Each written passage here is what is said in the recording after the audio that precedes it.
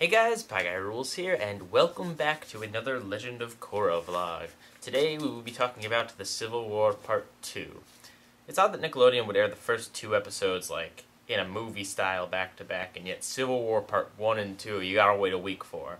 I mean, I know they wanted to premiere with something big, but at the same time, Civil War 1 and 2 really kind of should be put together, although, if you really think about it, they are kind of separate episodes. It kind of bugs me when they do a Part 1 and Part 2 of something, and then it's not like direct continuation. Like it is, but a lot of Korra episodes are technically direct continuation.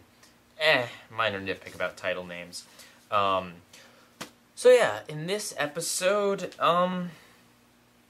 it seems like it's a change. It seems like this is kind of the end of the beginning, the end of the beginning of Book 2, because we're moved away from the southern tribe here. And they're heading, I think, for the North Pole, or actually, I think they might be heading for Republic City because they want to get the president to kind of back them on in their war, their civil war now. And in this episode, the Civil War is about to begin. It's weird that in the Civil War Part 1 and 2, Civil War really hasn't happened yet. It's more like the road to the Civil War, if anything. So on the whole Tenzin side of things, I really like the parallels between Ikki and Tenzin of how the whole sibling thing, it might be a little bit on the nose, it might be a little bit too kind of obvious, the message they're going for, but it was kind of a nice, like a nice little parallel. I really am enjoying that. I'm enjoying the reality of that family.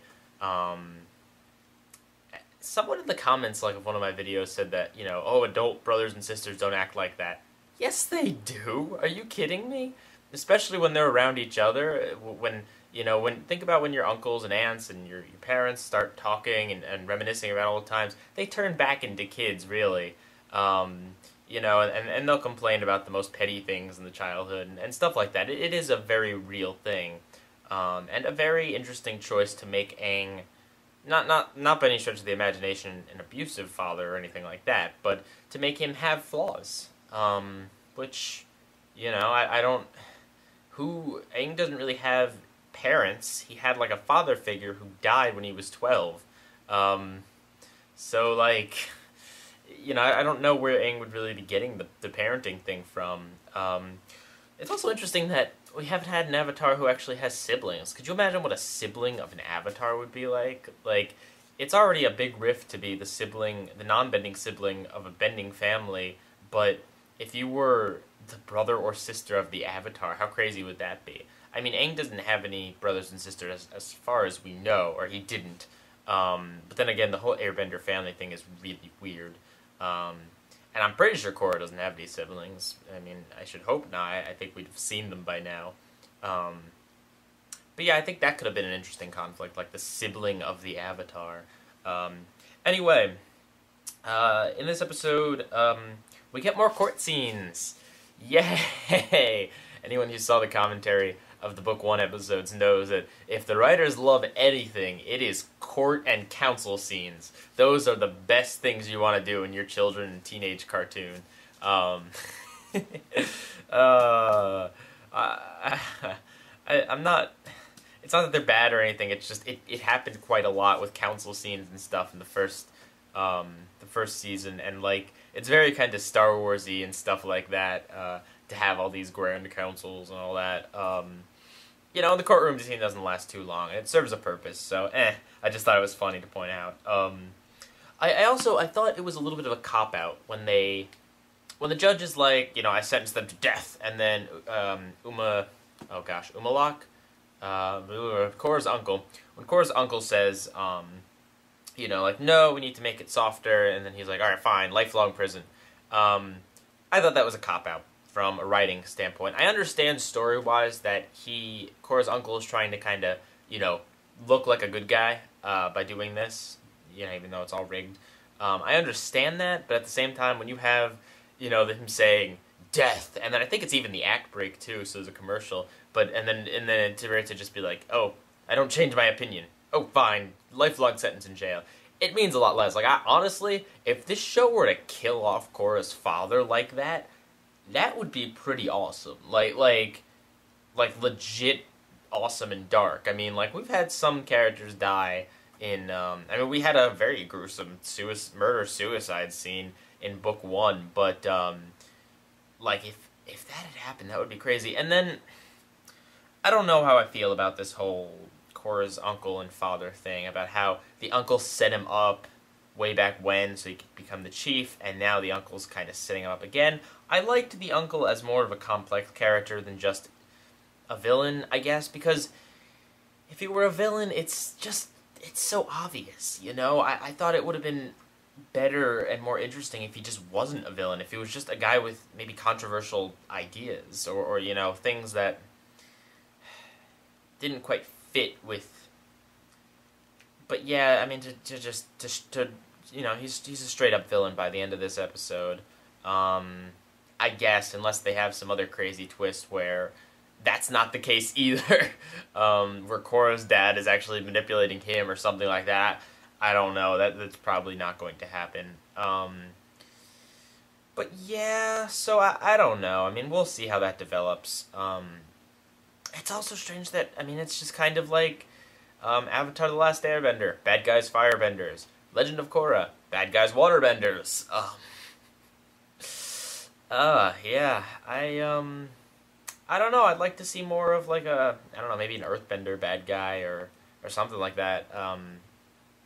I think that'd be an interesting thing, because we really don't get to see too much of that. We've seen a lot of waterbending in Korra, and I really liked in the first book when they did the whole triple triad thing, where there's 3 benders of different, you know, all 3 different things aside from air, of course. You know, like they all teamed up to use their elemental powers to rob people and stuff. Like that's a cool concept, and that's, you know, that you could have some really interesting things with 3 different benders working together, like that.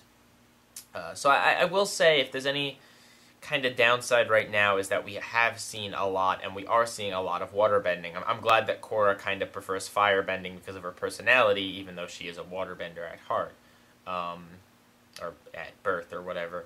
Oh, Bolin. Oh God, Bolin. It's weird, because it's like, it is a comic reliefy thing, and it's hilarious, and it's great, but at the same time, the way they're getting to it now, maybe it won't be such a comic relief thing. His love interest, or his not love interest, sorry, I'm not gonna remember her name, she's kind of turning out to be like Azula now, isn't she? Yeah, I don't know how I feel about that. I kind of wanted it to stay comic relief. For the longest time, I wasn't even sure if it was. I mean, they mentioned that it was Korra's cousin in, like, the first episode, but then after that, they never mentioned that again, and, like, her cousins are there when they go on that trek to the South Pole or whatever, but they never say again that it's Korra's cousins until this episode, so I was a little bit like, are they cousins? Like, what, is that her uncle's kids? Like, what? But yeah, it clears that up for me. So yeah, I don't know what's going on with the show right now. I don't know where they're going. There's definitely a sense of finality in kind of this section of the chapter, both with Tenzin's kind of little arc and Korra's. I wonder if Tenzin and Korra will meet up again after this. I was kind of hoping that maybe Tenzin and his family would go to the other, you know, the air temples, and they said they would, and hopefully maybe they will. I don't know if their plots are going to both come together. I think they will. I think they'll relate some way in the end. You know, maybe it's more of that Tenzin's kids are maturing and you know, kind of growing and stuff like that. And maybe that'll loop around, and they'll be like, maybe there'll be a time skip between this book and the next book or something, and they'll be like really important and teenagers and stuff. Who knows? But I like the show. I like the rich rebel guy, the guy, the platypus bear thing. Like, that was some necessary comic relief in this episode. It was also kind of cool. We got to see a little bit more fighting. Like, it's been a lot of talking up to this point. There's been a little bit of action. I was kind of hoping that we'd be more into the spirit world thing than we actually are.